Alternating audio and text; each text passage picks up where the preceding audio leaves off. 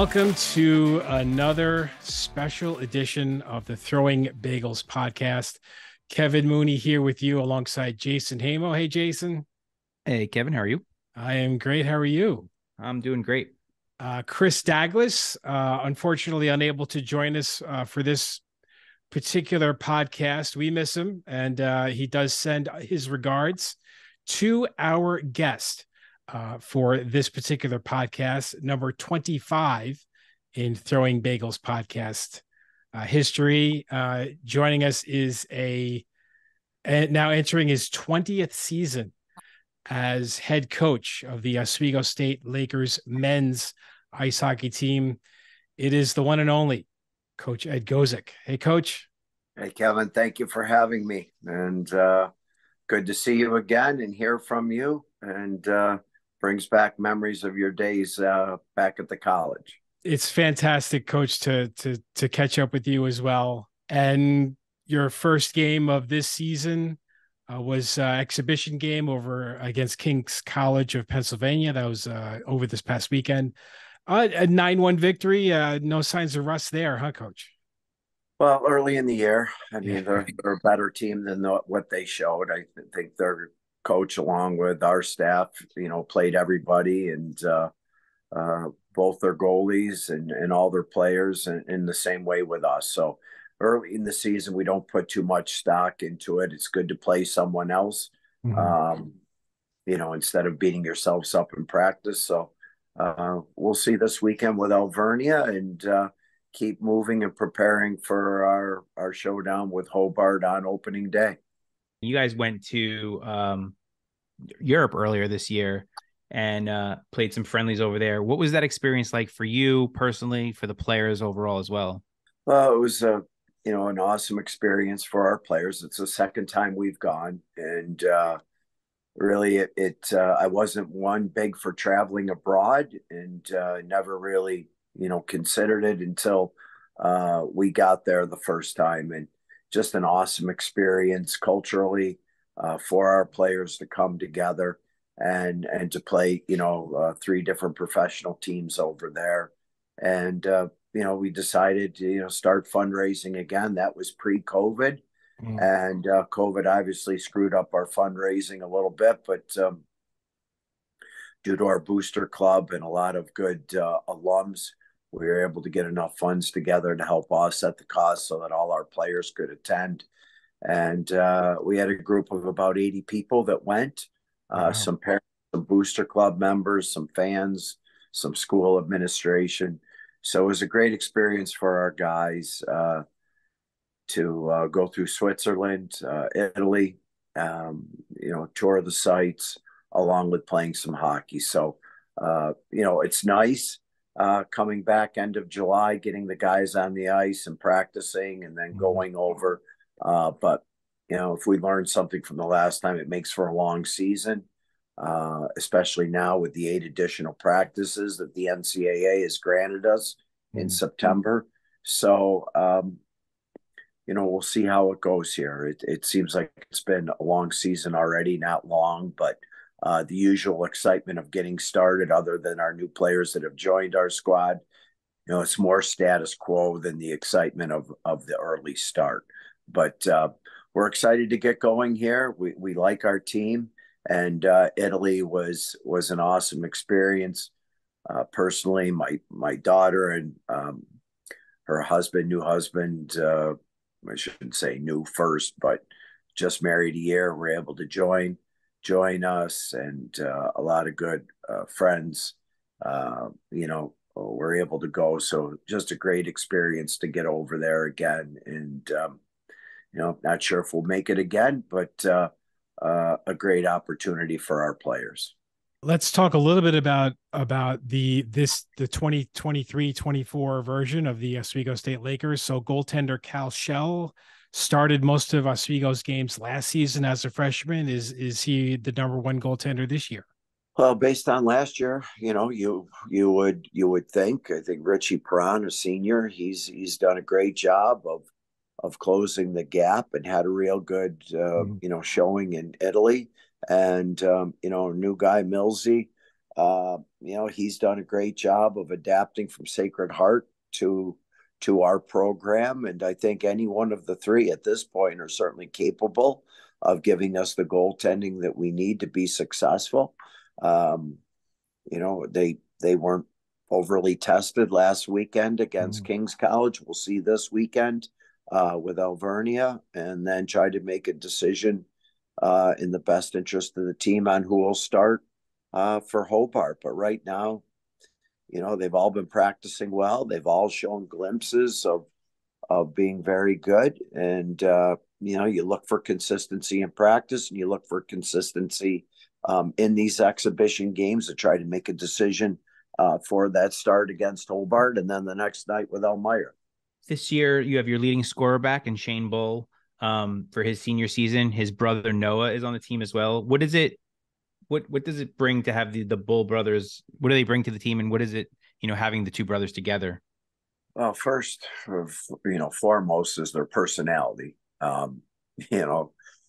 Two great young men, different ways in which they play, but both extremely committed and hardworking, both in the classroom, Noah being a 4.0 student, and Shane right there, 3.9 or 3.8, and both of them outstanding in the weight room. Both have made huge gains. Working with Mark Powell, who's been helping us here with our off-ice conditioning. Both of them have done an outstanding job of getting themselves prepared the last 2 years. And then obviously on the ice, they're students of the game. They're committed to the game. Their personality, Shane being an assistant captain this year, along with Tyler Flack, to complement Quinn Warmouth, have been, they've been great leaders. And Noah, even though he's not wearing a letter, like many of our seniors, we have a great leadership group and a group of individuals that, any one of the 14, quite frankly, could be wearing a letter. You have an Oswego native on the team, right? In Trent Grimshaw, who's very productive last year. What do you expect out of him this year? Well, when Trent plays his game, he can be very effective for us, and then just for Trent, and he understands that we've been preaching and speaking on just consistency each and every day in practice and in the games. He's, highly skilled, very talented, but that combined with working both ends of the ice and being defensive responsibility, his game has grown immensely since his first year here. And he's got an offensive flair to him. Would like to get him to shoot the puck a little bit more. He puts himself into situations and areas, great scoring opportunities, and very unselfish. So we're hoping he can get a little selfishness to him and, get the puck to the net a little more often. And we're excited for him going into his senior year, and, the offensive possibilities that he brings. Something every player wants to hear their coach tell them, be a little more selfish. Yeah. It's amazing how time has flown, but it's been 25 years since Jason and I were the play-by-play guys on WNYO radio, where we called Oswego State Laker hockey games. And I know either he or I would be sticking the microphone in your face after the end of period one, because you were at the time the assistant coach. And we look at the roster back then. We had guys like Carl Antofinerio and Gabe McCarty and Joe Garofalo, Derek Kern, Mark Makasak. And you also had a pretty good collection of Oswego natives, Nate Elliott, Jeremy Canup, Tom Master. Do you keep in touch with a lot of the players that have come through the system over the past several years? We do, or I do. I mean, the trophies, the wins, all those things are nice, but the friendships with the players, honestly, is the greatest reward for me. The guys that stay in touch, and they're busy with their lives, their own kids now, and their jobs. But no, I'm pleased to say, a lot of them reach out and stay in touch with the program or come back and visit. We just had our alumni golf outing. We had a great turnout of support there with 25 foursomes, 27 foursomes actually. And no, the guys, that group that you mentioned, they're a special group. Even though as an assistant at the time to Don Younger and then George Roll, many of them, stay in touch. And you know, unfortunately, the passing of Gabe Accardi, one of the guys that you mentioned there, but Peter, his brother there, stays in touch. And Gabe was an awesome Laker and committed to our country and serving our country. So he's always in our thoughts and prayers. But just no, a great group of guys back then. Carl, all those guys that you mentioned have done extremely well for themselves in the real world and raising children and in their married life and with their jobs, and they're loyal and just great alums, and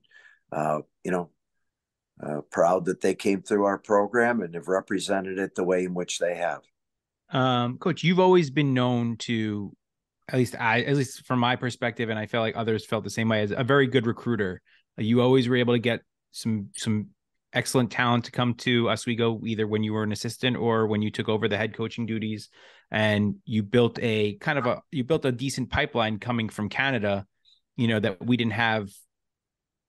I'd say when I was in school there and further back, it probably started more in the 2000s. Do you get much recruiting in Oswego's backyard anymore? And is there still a lot of interest in coming to Oswego for people that are, whether from Oswego or in the general Syracuse area? No, there is. It's just, times have changed. Obviously I rely, on John Whitelaw, obviously, an alum and loyal to the program, to beat the bushes. The recruiting landscape has certainly changed within Stat, being able to watch kids each night, every game, just their shifts or offensive shifts or defensive shifts. And you still have to get out, meet the kids, see their personality and make that connection. But the recruiting landscape has changed. But with the pipeline with Canada, or even out of state, is a large part dependent upon our package for out of state and international students. And obviously, to meet the NCAA guidelines, it's got to be the same for everyone, whether you play athletics or not.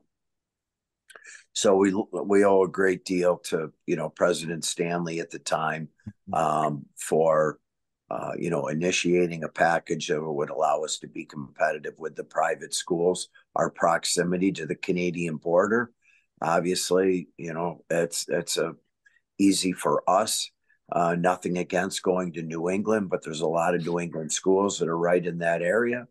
And for us to go down there and not be able to do a thorough job week in and week out, you're at a disadvantage. Whereas to go into Ontario or the Ottawa area, which is close in proximity, I don't say it's an easy sell, but it's a logical sell to recruits, that their parents can come watch them on weekends, that they can get home if need be in case of an emergency.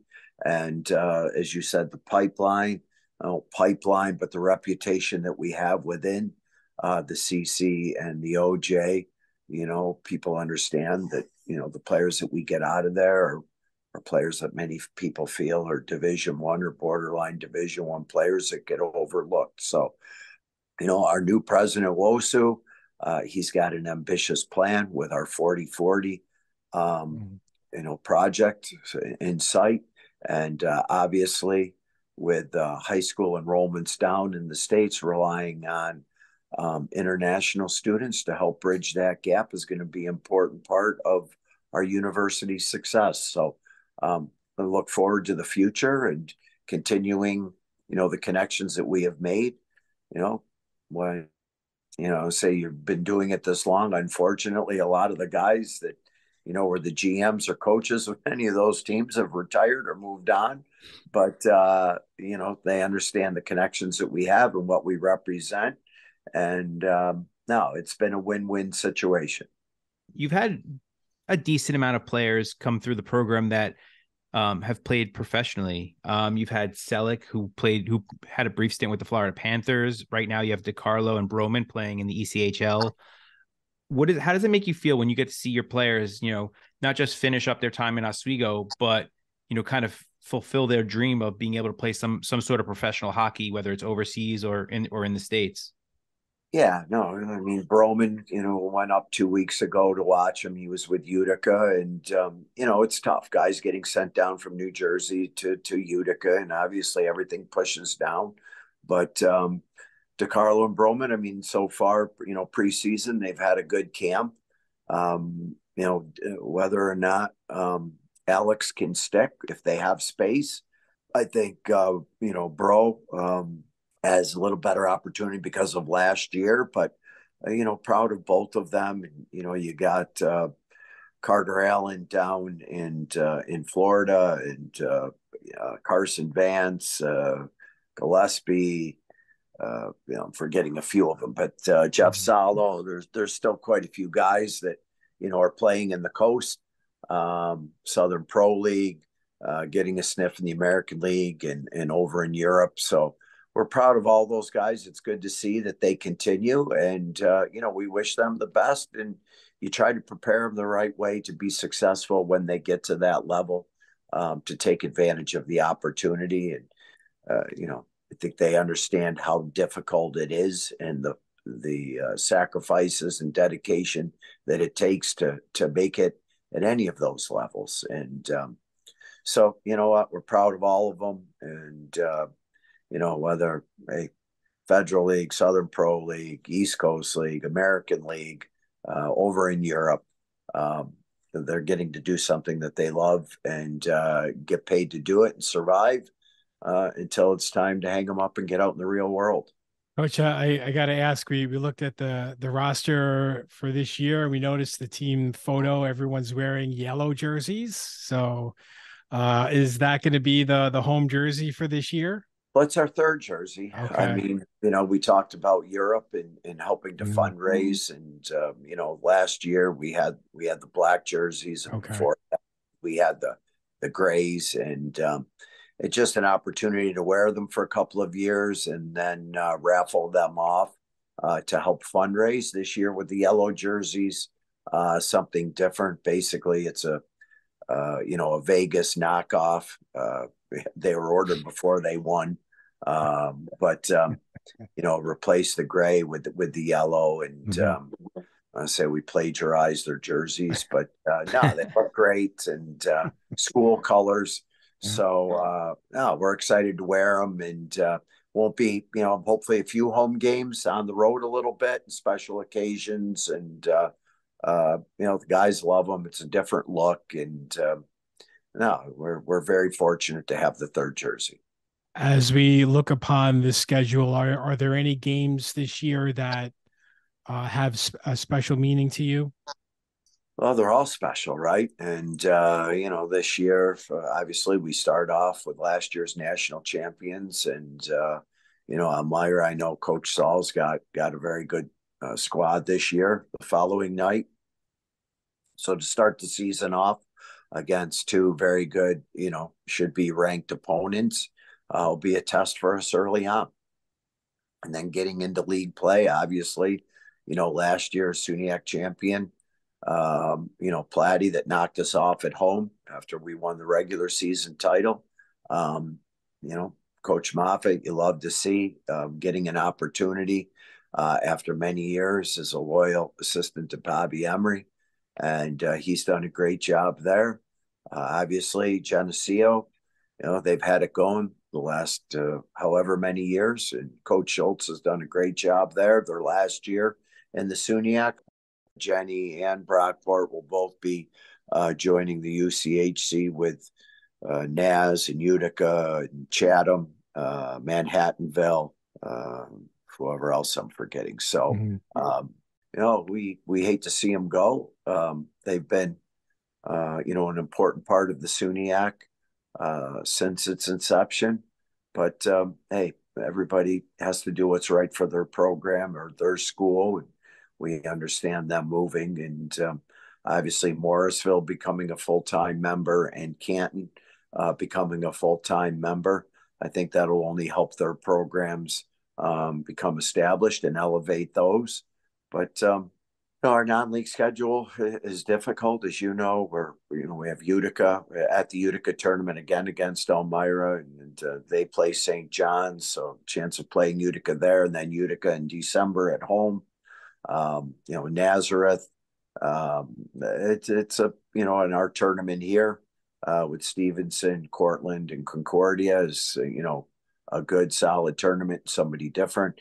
So it's our non-league schedule is certainly difficult, and then the SUNYAC on any given night, you know, you don't compete, you don't bring your A game, you're not going to have success. And last year 1 point separated, I don't know how many positions. So every single point, every single night is critical. What is the mindset of today's athletes versus those of 30, 40 years ago? Are there any major differences in today's athletes in terms of their approaches to the game versus how it was back in the 80s and 90s? Just the overall skill set is it's no knock on what it was before, but they all have personal trainers. They're all majority of them are in great shape. They all have skill session coaches. So the off season isn't like it used to be. They're on the ice all summer. They're in the gym all summer.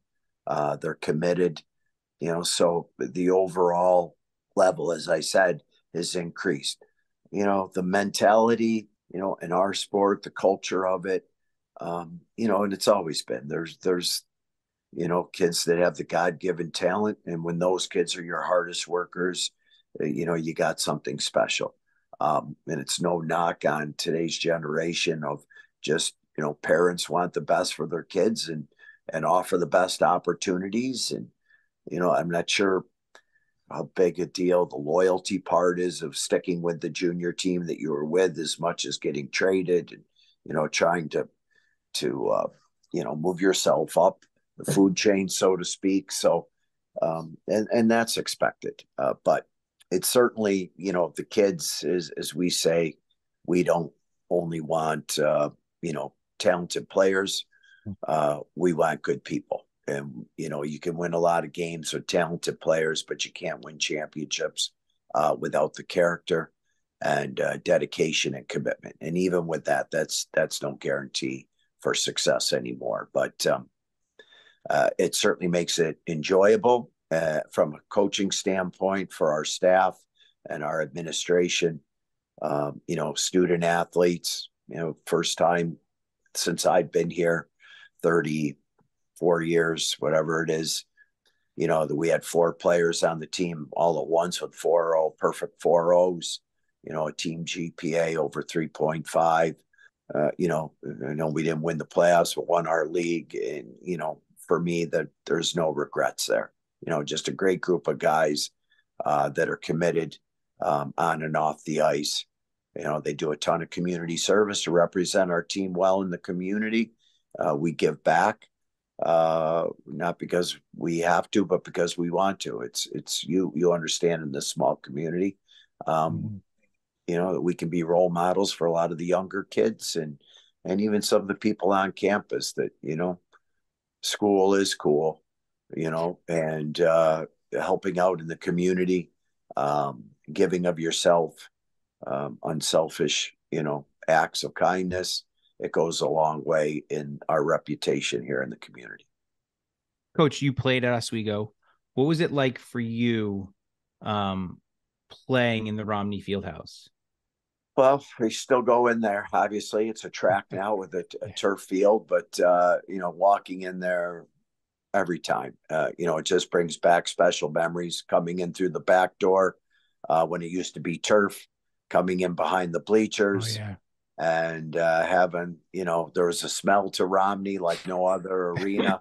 And as you guys know, ice crystals in the air. And there's just an air and aura about the facility, and those memories, they'll not be forgotten. Just a lot of great guys have passed through the doors of Romney and now the campus center. But, Romney, it had a special place, obviously, in the history of our program and with our college. And, a lot of alums that come back that, weren't members of the team, but just fans. They always talk about the games in Romney and walking over from the dorms and the snowstorms and the locals parking up in Romney Fieldhouse parking lot. And, with lake effect storms, the worst walk in sports history from the parking lot to Romney, and then coming out after the game and facing the, sideways snow in your face. So our fans are loyal. It's ingrained in our community. And, we never, made excuses for who we are or what we had. We had the first league in the state university system. And obviously, we're the last ones to get a new building. So no regrets. We're proud of Romney. It's a big part of our heritage and who we are. And, to this day with our players, the respect that they have for the guys that played here before them and wore the green and gold. It's a special place. I can vouch for the walk from the parking lot to the arena. The wind would howl, like walking from the parking lot and you had to make sure you didn't take a step on a patch of ice and go flying somewhere on the way down there. But you're right, Coach. There's so many great memories and the atmosphere was could change a game. Like I remember quite a few games where the bleachers were packed, the baseball team was there, the chanting was obscene, and they would really get on the opponents, and it would really change the whole dynamic of the game. Yeah, it was definitely a home ice advantage. Back in the day with the chain link fence around it and the old wooden boards. Yeah. With the 12-inch lip that you'd break your hips on. The hard ice. Earl Wilmot, one of our first Zamboni drivers, had always have the ice immaculately prepared. And then, the renovation in 87, which led us right up to 2003 and 2007, moving into the campus center. But no, just, great memories and, a lot of fond times, and those memories will never be replaced. The campus center is awesome. It certainly has added years onto my coaching career with the warm climate there. A little nicer than out in the frosty air. For 2-3 hours a day, but. No, we're very, very blessed again and grateful. President Stanley had the foresight to go ahead with the new complex. That was a big undertaking then. Really right at the time that I took over from coach role in 2003 up to the opening in 2007. So, we've never looked back, and our college has done a great job. When you've been back, but just maintaining the cleanliness, the professionalism. Our administration is put forward with it, and all new lighting, new compressors since it's opened. Keeping it state of the art. Let's go back even further. So, Coach, you're an Oswego native. Had you considered attending any other college, or was Oswego going to be your go-to when you were growing up? No, well, as a kid, you'd always dream about playing for the Lakers. So, that was our dad. My dad, Leo, brought my brother and I, Joe, the racer there, out to the rink Friday and Saturday nights to watch the Lakers play. And, you had an appreciation for the players and the atmosphere, as you said. But no, it was different then. High school, to go right from high school to college. It was more common in hockey then, but not to the extent that it is today with, all of our players coming out of junior hockey. But then it was really not the junior hockey route, but the 2-year college route. And, after high school, going to North Country Community College, 1980, which, thank God my dad talked me into it. And just, a once in a lifetime experience being able to play there in Lake Placid the year of the Olympics. And then, working the Olympics, and just by some chance, I got to drive Bob Kane and his wife, the president of the USOC, around for 3 weeks. And, Wow. They're very blessed. They took me into the games, and, got to see the gold medal game and the game against Russia, and, figure skating and speed skating and Eric Hyde and all the rest of it. So wow, that's pretty it's awesome. something that always stay with me. So, and then that led coming back into Oswego. But no, I think the kids in our community now, like many others, dream of one day playing for the Lakers. And, the landscape has certainly changed. It's more difficult. Minor hockey kids now, if they're the best kids in this area, they're moving on to bigger and better programs. And so, it's not like it was, and that's not a bad thing. It's just it's all changed. But no, we do as much as we can with the local community in hopes that those kids, have that dream someday. And then whether it's here or whether it's playing college hockey, NCAA hockey or club hockey, there's a spot for people in this sport to continue and to enjoy the sport that they love. After you graduated from Oswego, what led your decision? What did you do after you graduated Oswego first? And then what led you to come back and rejoin the team as an assistant coach? Good question. You're bringing back a lot of memories here.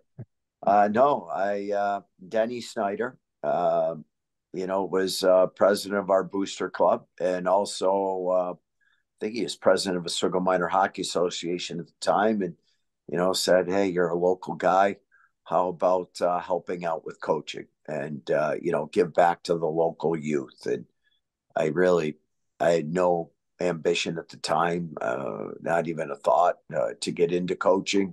And one thing led to another with some minor hockey teams, and that was really it. I fell in love with it, and probably helped that we had success, but we had, committed parents and committed local kids in the community then that turned into being, very good, college players and professional players, winning the Stanley Cup with Eric Cole. So, I don't know, we won 4 or 5 state championships, and then that led, my former coach Donnie Younger to ask if I'd be interested in helping out at the college back in 1989. And so 89, 90, or 91, I started as an assistant with the college, and 6 years with Donnie Younger, and then 7 years with George Roll.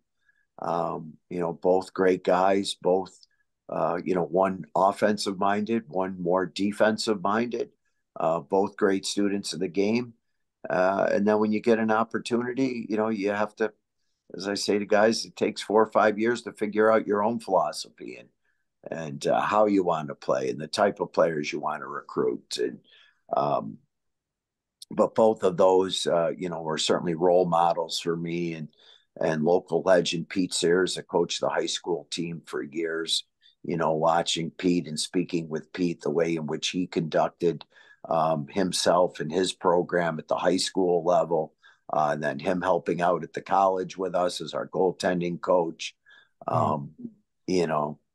When you have, great people to follow and to see how they handled situations, not always the X's and O's, and that's certainly an important part of the game. And I don't want to say that part's overrated, but dealing with young men and teaching them values that'll stick with them the rest of their lives, and doing things the right way as far as how you treat them. And, I look back, there's a lot of things I certainly regret on how I treated players early on, or spoke with them, or, just the relationship that I had. I look at it now and, just different. But those guys are great guys. And obviously it gave me the opportunity. 13 years as an assistant, first, however, 5-6 years, unpaid volunteer. Second 7, I think it was $66 every 2 weeks. So I got a whopping $33 a week, and thank God, may she rest in peace. My wife Mary, worked hard to allow me the opportunity to do something that I loved, and here I am, 20 years as the head coach, and grateful to the college, grateful to the administrators. I think Wendy McManus, our AD now, I think it's the 7th AD that I've had since being at the college. And a lot of good people have come and gone, and a lot of good people have come in. And now, big change with our new president, just an awesome guy. Dr. Wosu, he came in to the locker room after our game Saturday night, and just a passionate, heartfelt guy. I think he's going to do a great job at the college. I know he's going to do a great job at the college, and you could just tell he's passionate about it. And so there's a lot of positive things on our campus, and excited to continue carrying the torch here. And when I don't have the passion to be successful or win or work or be committed, then hey, I don't want to be one of those coaches that hangs on forever. Pass the torch on to the younger guys. They deserve it. But right now, I love our team this year. I love the guys that are here. It's not a job. It's really, I'm very grateful to be able to go every day. It's not punching a clock. You're not thinking about what time it is to go home. You're there till things are done, and every detail is examined to give yourself the best chance of being successful, whether it's recruiting or whether it's preparing the team for practice or speaking with them individually or video breakdown or whatever.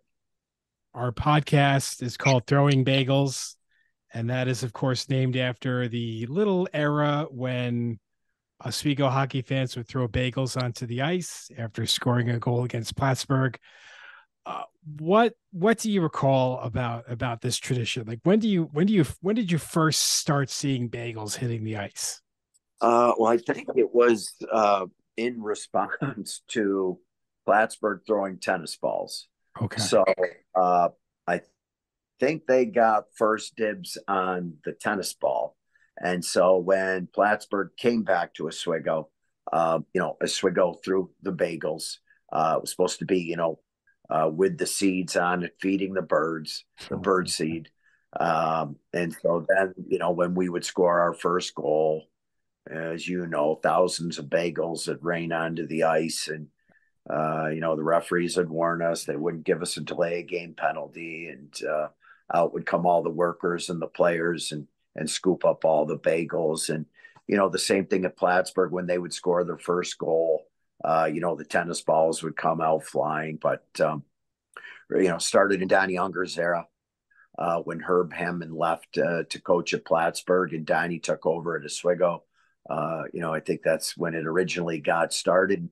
Really, it carried right on through until the last game in Romney. I think Andy Rozak, one of our captains at the time, was, the last player to pick a bagel up off the ice and tuck it into his pants because it was the second time we scored to try to avoid a delay game penalty. And I think it was Jeff Fulton, who's now our supervisor of officials, called the penalty on us, and Plattsburgh ended up scoring on the power play.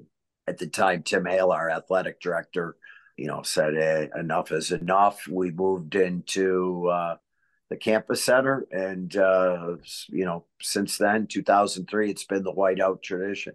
20 years. It hardly seems, hardly seems that long, but 20 years since the whiteout has started, and it's been a good thing. And Plattsburgh's back throwing to some sponge ball things, and it's okay. It's not It's not like it used to be. So, obviously the rivalry between Oswego and Plattsburgh, it's, one of the greatest hockey rivalries there is, Division I or Division III. And, it's no disrespect to Jenny being, in the thick of things now, but the Oswego Plattsburgh tradition goes way back. And obviously the bagels and the tennis balls are all part of that. And no, a lot of good memories, a lot of laughs, and it got a little ugly there at the end. I remember George, Coach Roll instead of getting hit with the tennis ball, he got hit right in the head, with an orange or a lemon or something. Jeez. So, and then at our rink too, our fans, it's okay once, I guess, but then it was, a second time and a third time. So, when it started to detract from the game and they had to threaten emptying the building, it was time for that tradition to end. I remember, going back to Romney quickly, the stands were right on top of the benches, right behind you guys. So the opposing teams, specifically more so Plattsburgh, because obviously, like you said, the rivalry, Coach Emery would be hearing a lot from the fans right behind him and the players on the bench. And they would be all over them pretty much all night long during those games. Oh yeah. Well, you remember you had to walk, you had to walk through the crowd to get back to the locker rooms. And many times, as you said, I think you guys called it was the zoo crew and, the baseball team, the combination of those two groups. It was a scary sight for the opponents to get back to locker room area. And, but no, Coach Emery, he had fond memories of the games, and, he's doing a great job now at Merrimack as an assistant there. And we stay in touch, and, you talk about the old times and those experiences that you're talking about. And it was crazy. It was, it was a heck of a atmosphere. I don't say on the verge of out of control. I don't think today that allow that stuff to happen, but it was a lot of fun while it lasted. And why the tennis balls, by the way? How did that start? I'm not sure. The story went that Don Unger at the time had also like a tennis coach or assistant tennis coach or something. So, they threw the tennis balls at Donnie or at the team. And, you mentioned Carl Antofenorio earlier. I remember the year we went up there and he shut out Plattsburgh, and they held their tennis balls the entire game until the final horn when Carl posted the shutout. And then Carl said, "Bring him on." And I think he got hit with a couple thousand tennis balls for post shutout. But, one of those stories that you'll always remember. Yeah. No one had ever shut them out before, right? In their own barn until Carl did it. Yeah. So. Yeah. Carl, he was on fire that night. And, Carl comes back with his kids, his wife, and just a great alum, very successful down in the city. And Carl stays in touch and has been loyal to our program. And he, rightfully so, brings that story up quite often. Of all the players to do it, Carl, he like the personality that he had, right, to be able to then kind of like tell them to bring it on, because he had that personality, of like, whatever, I shut you guys out, I don't care, throw all the tennis balls you want at me. It was a great group of guys. I mean, you mentioned a lot of them, but that group was got us on track and got things going in a positive direction, and it was a heck of a team. And that's where I thought the bagels came from, was because he shut them out, and like the bagel is the big fat zero. But I guess not. I guess it was more of the bird food thing. So I guess we'll let that go. Yeah, it was before that.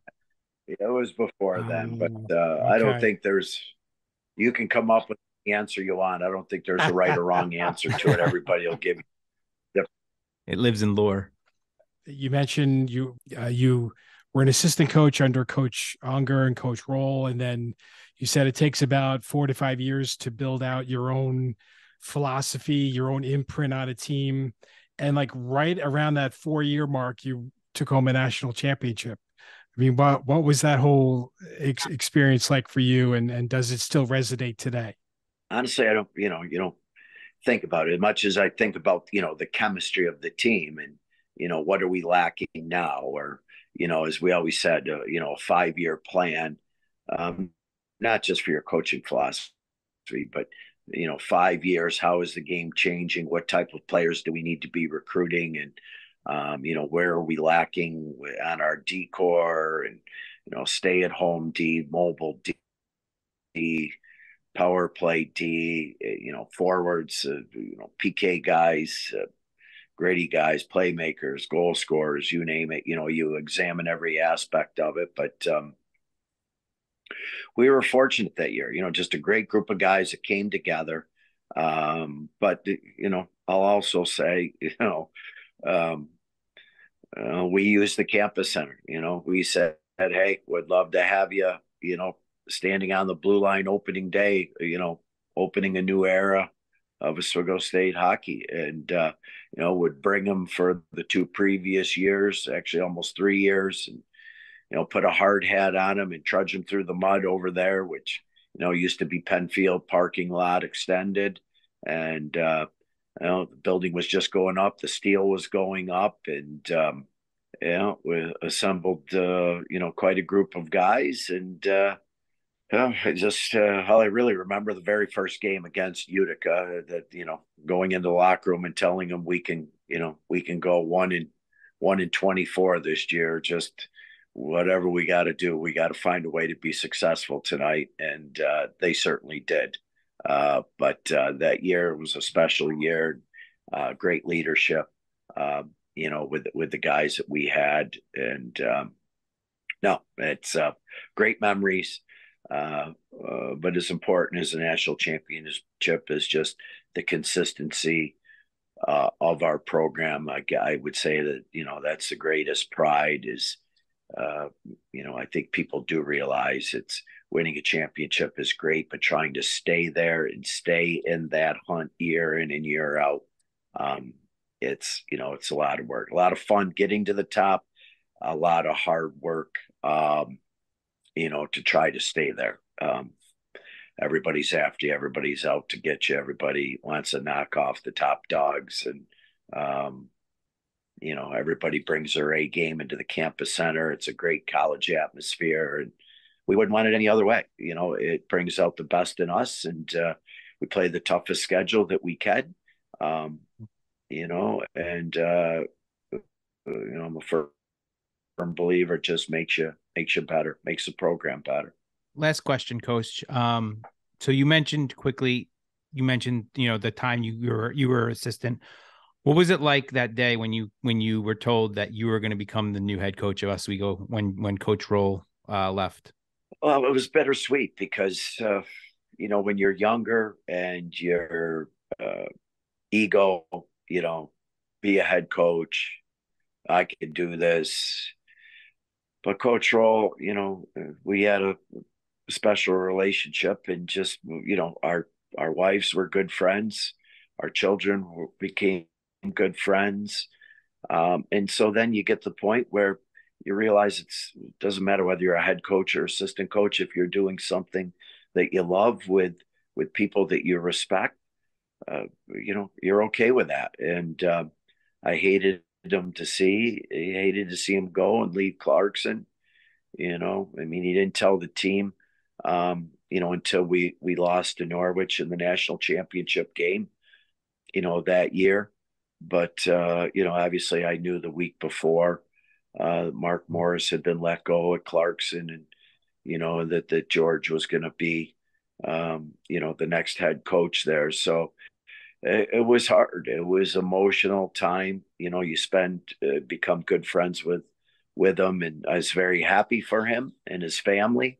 But obviously he pushed me to go back and get my master's degree. So I certainly owe him, a lot. I owe Donnie Unger, a lot for giving me an opportunity back in 89, 90. And George for pushing me to get my master's, and just a great mentor. And then, I still remember walking into Jim Scharfenberger, our vice president's office, and one year to try to keep this going, and that's after coming off of a loss in the national championship game. So it wasn't like you were at the bottom trying to work your way up. It was, instant boom, boom. It's on you. Prove, give you an opportunity here. And at the time, President Stanley and Joe Grant and Jim Scharfenberger, and we are in the middle of hiring a new athletic director. So it was it was quite a time when you look back on it, and we didn't finish second in the country that year. We had a good team and a lot of returners. The expectations were high, so obviously you put a lot of pressure on yourself. But I'm fortunate things worked out. Just a great group of guys. They accepted me and respected me for who I am, and certainly a different style than George, but the same core values that any successful team has to have to be successful. But no, those two guys, along with Coach Hammond and, as I said, Coach Sears, just you meet a lot of great people in your coaching career, and very blessed to been their assistants in my time here at Oswego. Coach, thank you so much for joining us.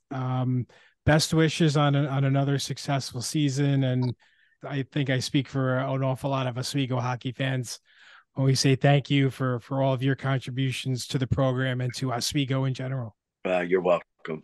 Thanks for having me on your show. Thanks. Good luck this season, Coach. Hopefully we'll get to see you at the national championship game. Yeah, not as a spectator, we hope. That sounds good. And that was Ed Gosek, the head coach of the Oswego State men's ice hockey team. A real, an honor to have him on the show and to talk about it and talk about some throwing bagels, right, Jason? Yeah, he always has some good stories. He always gives you good answers to your questions. You never walk away with a bad answer to a question. He always gives you a good answer to a question, and it's just walking down memory lane a little bit, right? Like, yeah. I mean, the fact that you and I have been. We broadcast the games 25 years ago is insane. So, it's just great to catch up with him. I haven't seen Coach in a really long time. And, you've been to a bunch of games, but I haven't been to a game in a really long time. So I'd like to get up there again before the snow really starts to fall. Yeah, exactly. What else is there to talk about? I mean, one of the bigger things about in the sports world right now is the Marlins and Kim Ng parting ways. The general manager, who first woman general manager in baseball, now leaving. Not sure of what went on there, but I'm sure she'll get a job someplace else. And I would love to see her come to the Mets. She built up, a Marlins team. They're the Marlins, so they're not paying a lot of money, and got them to the playoffs. Ng is from Queens. She's a Queens native. Right. She spent time as an assistant GM under Brian Cashman with the Yankees. She's seen experience with the Dodgers. The Marlins, of course, was in Major League Baseball's front office for a lot of years. I don't think you could find a better candidate out there for the Mets general manager opening than Kim Ng. So no, I think she's a perfect fit for New York. But just her baseball acumen alone, she's super qualified for the role. And I would love to see the Mets give her at least an interview and, see, maybe she won't fit. Maybe she doesn't fit the philosophy that Cohen and Stearns want to go in, but I would love to see her get at least a sniff, and see what she could offer to that team. Cause I think she'd be a great addition. Right. I can't keep up with the structural changes within Major League Baseball organizations. Cause 20 years ago it was a GM. Yeah. And the GM did all the things. Yeah. And would hire and fire the manager, execute trades, so on and so forth. But now you have president of baseball operations, you have vice president of baseball operations, you have executive director of this, and the general manager is like fifth or sixth on the depth chart these days. So I don't know that GM is as attractive a job as it once was back, way back when, but it's still a key role in a lot of baseball organizations. So I would have to believe that Kim Ng is going to get an opportunity elsewhere, if not with the Mets, hopefully with the Mets, but she'll definitely latch on somewhere else. I mean, unless she becomes the heir apparent to Cashman, but I don't think Cashman's going anywhere. That guy, he is not going anywhere in the anytime in the near future. He's like embedded. With Steinbrenner, I feel like. Yes. You can't deny the run of success that Cashman had in terms of getting the Yankees into the playoffs like clockwork year after year. It didn't happen this year, but no, they'll be right back at it next year. And it's kind of funny, Jason, that the top 5 winningest teams in baseball are nowhere to be found. It's crazy. It's pretty crazy how this has been 2 years in a row, right? Yeah. Dodgers, Mets, Braves last year, all out within either the very first round or the division series in their first round of playing. Again, this year, the Dodgers and the Braves in the division series in their first round of playing. I don't know what it is. Because I hear some people saying, well, they need to change the playoff rules all of a sudden because these teams that are playing this first round are getting more, they're not getting stale. They're not getting cold. Whereas the Braves and the Dodgers, the Mets won 101 games last year and they got knocked out by the Padres in the first round in the wild card round. So I don't put much stock in that. Like the Astros won the World Series last year. I mean, no, I don't put much stock in that. It's just teams get hot. Teams, it happens, I don't know. I find that very hard to believe. And that's really one thing we have to keep in mind as Mets fans is building a farm system and all that might go a long way toward being a consistent 9,500 game winner year after year. But you need that extra gear, right, to make it all the way through to the World Series. It's one of the hardest things you can do. So yeah. You can build a sustainable success within your organization, but that is absolutely no way of a guarantee that you're going to win a title. Yeah. I mean, 2001 Mariners, right? Won the most games in baseball history and then lost to the Yankees in the LCS. I mean, granted, those Yankee teams were crazy, but, they had 116 wins. They weren't a bad team. That's for sure. And somehow... they couldn't get past the Yankees. Not many people could during that stretch. But the Diamondbacks did it. So yes, 2001. Yeah. September 11th. Well, we'll never forget that. But I was like, I do not want the Yankees winning the World Series. Sorry. Yeah, I got yelled at by many people being like, how could you not root for a New York team? No. After I was like, oh, it's very easy for me not to root for a New York team right now. Unless it was the Mets. Sorry. I'm good. Thank you. Yeah. I think that'll do it for this edition of Throwing Bagels. Thanks again to Coach Ed Gosek for joining us on today's program. And Chris Douglas will be back for our next podcast. He had a referee meeting to attend tonight, so he was unable to join us. So don't be too hard on him, guys, listening out there. He'll be back. He'll be back. He didn't quit. I promise.